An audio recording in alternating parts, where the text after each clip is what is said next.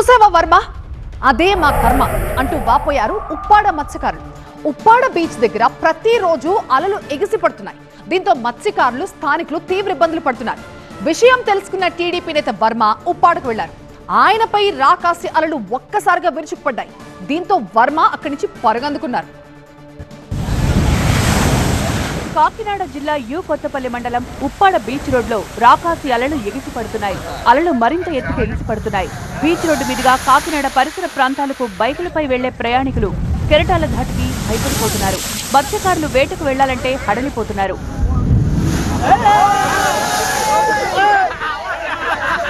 ఉప్పాడ తీర ప్రాంతంలో పరిస్థితిని పరిశీలించడానికి తన అనుచరులతో కలిసి వెళ్లారు టీడీపీ నేత వర్మ. తీరంలో నిల్చున్న ఆయనపై అలలు ఒక్కసారిగా విరుచుకుపడ్డాయి.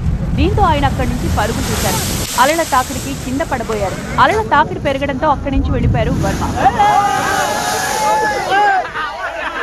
సముద్రపు నీరు గ్రామంలోకి చేరడంతో ఇబ్బందులు పడుతున్నామని గ్రామస్తులు వర్మకు తెలిపారు. దీంతో గ్రామస్తులకు, మత్స్యకారులకు ధైర్యం చెప్పారు వర్మ. అన్ని విధాలా అండగా ఉంటామని హామీ ఇచ్చారు.